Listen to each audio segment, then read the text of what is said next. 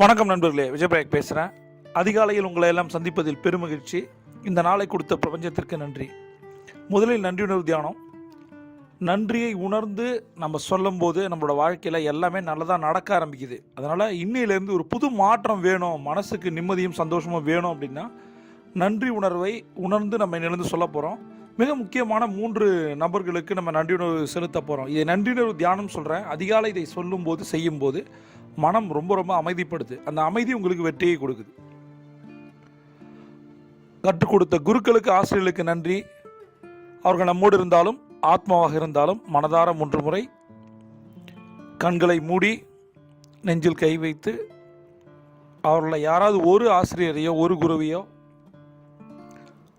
மனதால் நினைத்து நன்றி நன்றி நன்றி. 2வது நன்றி, மிக முக்கியமான நன்றி. உயிர் கொடுத்த தந்தைக்கு நன்றி. அவர்கள் நம்மோடு இருந்தாலும் ஆத்மாவாக இருந்தாலும் மனதார 3 முறை நன்றி நன்றி நன்றி.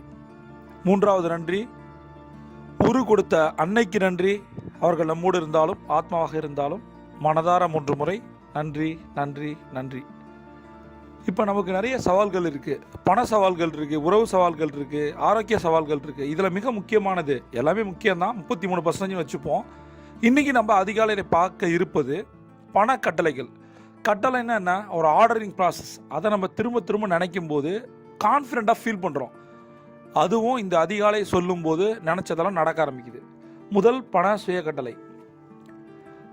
எனது பணத்தை நிர்வகிப்பதையும் முதலீடு செய்வதையும் நான் ரசிக்கிறேன். எனது பணத்தை நிர்வகிப்பதையும் முதலீடு செய்வதையும் நான் ரசிக்கிறேன். எனது பணத்தை நிர்வகிப்பதையும் முதலீடு செய்வதையும் நான் ரசிக்கிறேன்.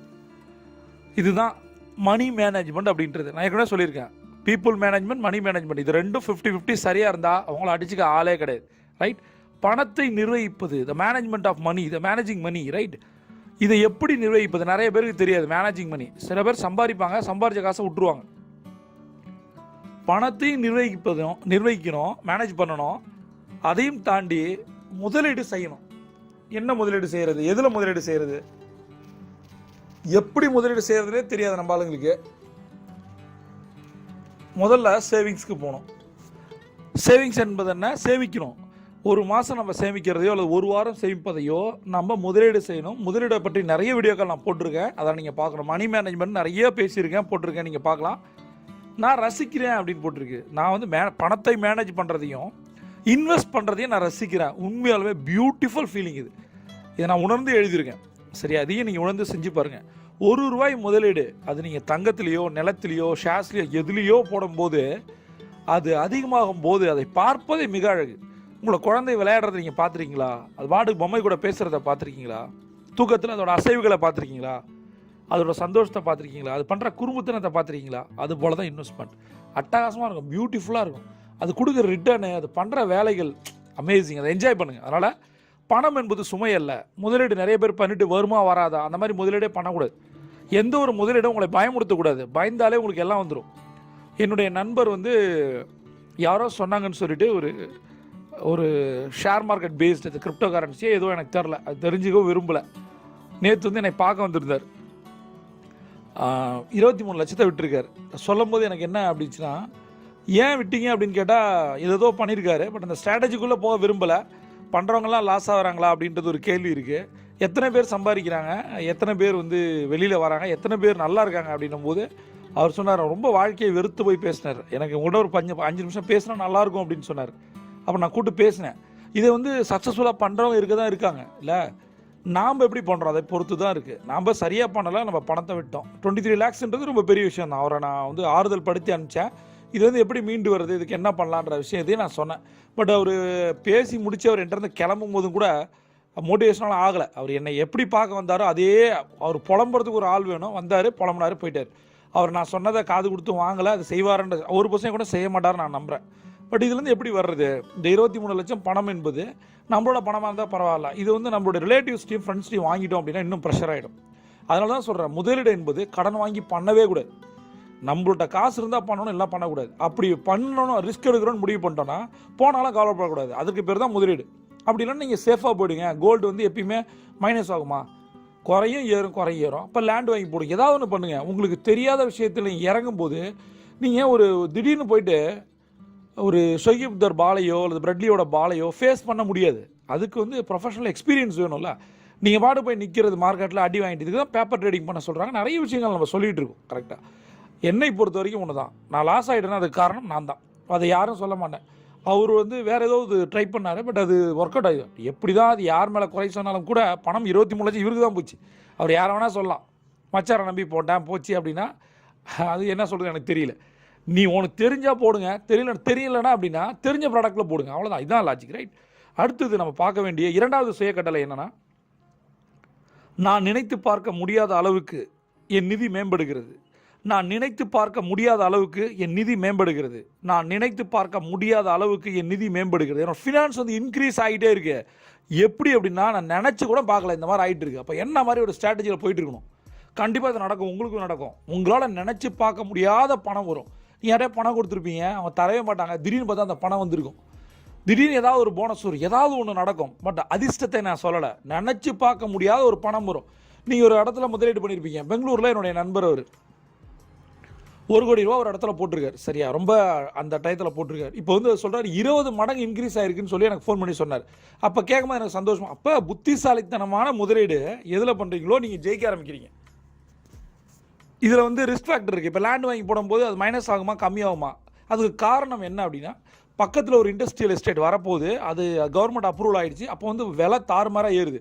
இவர் வாங்கி ரொம்ப நாள் ஆச்சு. எப்பயுமே முதலீடை பொறுத்த வரைக்கும் லாங் ஸ்டாண்டிங் நீங்கள் போகணும். இன்றைக்கி போட்டால் நாளைக்கு ஏறுமா அப்படி இல்லை. 20 மடங்கு முதலீடு ஏறி இருக்குன்னா அவர் எப்போ வாங்கி போட்டிருப்பாரு, எத்தனை வருஷம் ஆகிருக்கும், அது எதுக்காக ஆகிருக்கு. எல்லாருடைய முதலீடும் அப்படி ஆகுமா ஆகாது. 20 மடங்கு முதலீடு குறைஞ்சவங்களாக இருக்காங்க. 20 லட்சம் போட்டு 1 லட்சத்துக்கு வந்தவங்க இருக்காங்க, காணா போனவங்களாக இருக்காங்க. அப்போ உங்களுடைய பணம், உங்களுடைய முதலீடு நினச்சி பார்க்க முடியாத அளவுக்கு வரும். அப்போ நீங்கள் சரியாகுங்க. உங்களோட அலைன்மெண்ட்டு, நீங்கள் எடுக்கிற புத்திசாலித்தனமான முதலீடுகள் நீங்கள் சரியாகாமல் எந்த ஒரு முதலீடும் பண்ண முடியாது. உங்களோட டெசிஷன் மேக்கிங் சரியாக இருக்கணும்ல. அதற்கு தான் நான் தங்க நேரத்தை சொல்கிறேன்.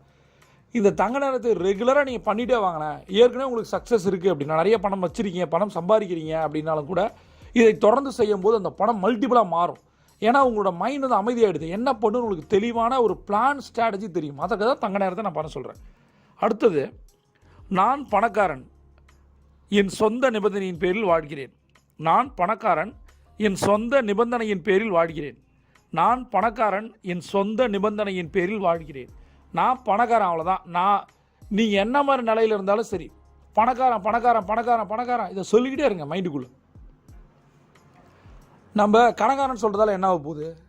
சரி, என்கிட்ட காசு இல்லைன்னு சொல்கிறதால என்ன ஆக போகுது? காசு தான் இல்லை, நம்ம கடன்காரனாக இருக்கோம். பட் அதை மாற்றி தான் சொல்லுவோமே. என்ன மாற்றம்? சொல் மாற்றம், செயல் மாற்றம், விளைவு மாற்றம், அவ்வளோதான். அப்போ நான் பணக்காரன், என்னோட கண்டிஷன்ஸை நான் வாழ்ந்துட்டு இருக்கேன். எவனுடைய கண்டிஷனும் நான் இல்லை, எவன் கீழேயும் இல்லை, எவன் கீழேயும் நான் வேலை பார்க்கல, நான் தாண்டா ராஜா அப்படின்னு சொன்னால் எப்படி இருக்கும்? அந்த மாதிரி பணத்தலைகள், தலையில் என்ன கட்டுப்பாடுகள், சங்கிலிகளை தூக்கி வீசிட்டு நம்ம மைண்டில் நினைக்கிறோம், நான் பணக்காரன், எனக்கு எந்த கண்டிஷனும் கிடையாது, நான் தாண்டா.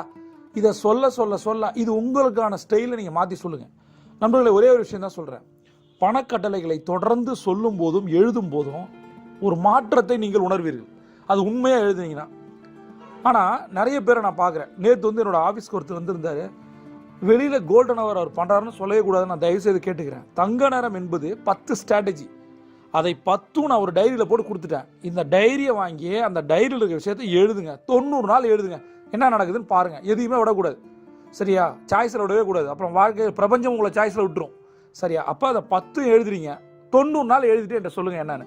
இவர் என்ன பண்ணியிருக்காரு, அந்த டைரி வாங்கி வச்சுக்கிட்டு, பணமந்திரங்கள் புத்தகத்தை வாங்கி வச்சுட்டு டெய்லியும் இப்போ நான் சொல்கிற அஃபர்மேஷனை எழுதுறாரு. அவர் சொல்கிறார் 67 நாளில் எழுதிட்டேன், 78 நாள் எழுதிட்டேன். நான் 1108 நாள் கூட எழுதுங்க. ஒரு டாட்டு நடந்திருக்கு. இப்போ நான் சொல்கிறத எழுதினா காசு வந்துடுமா?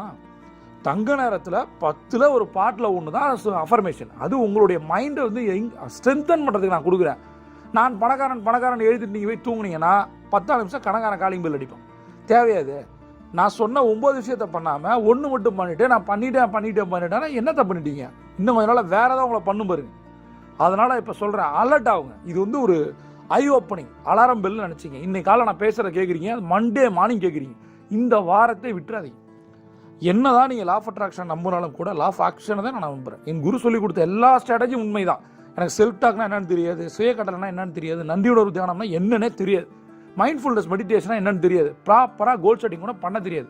கோல் செட்டிங்னா என்னன்னு தெரியும், நான் சொல்லி கொடுத்துருக்கேன், ஆனால் நான் பண்ணதில்லை. அந்த மாதிரி இருந்ததால தான் நான் கடனோட போய் உட்காந்தேன். அப்போ அவங்க சொல்லிக் கொடுத்த விஷயத்தை தொடர்ந்து நான் செய்யும்போது நான் செஞ்சேன். செய்யாமல் வெறும் அஃபர்மேஷன் எழுதுற ஒன்றும் இல்லை. நீங்கள் வேணால் கவனிங்களேன், 10,000 பேர் இருக்கிற டெலகிராம் குரூப்பில் எத்தனை பேர் வந்து நோட்ஸ் எடுக்கிறாங்க? அதிகாலை நோட்ஸ் எடுக்கிறாங்க இல்லை? அஃபர்மேஷன் வாழ்க வளமுடன் போடுவாங்க, அஃபர்மேஷன் போடுவாங்க, அப்படியே காணா போயிடுவாங்க. அடுத்தது நம்ம போடுற 4:30 மணிக்கான ஸ்ட்ராட்டஜி வீடியோவே யாரும் எழுத மாட்டேன். ஆக்சுவலாக நான் கேட்குறேன், வாழ்க வளமுடன் நீங்கள் ஒருத்தருக்கு சொன்னதால் உங்களுக்கு பணம் வந்துருமா? அஃபர்மேஷன் 3 எழுதுறதால உங்களுக்கு பணம் வந்துருமா? ஸ்ட்ராட்டஜி வீடியோ 4:30க்கு நம்ம போடுறோம். அந்த வீடியோவில் இருக்க கண்டென்ட்டை போயிட்டு நீங்கள் இம்ப்ளிமெண்ட் பண்ணால் தான் காசு வரும்.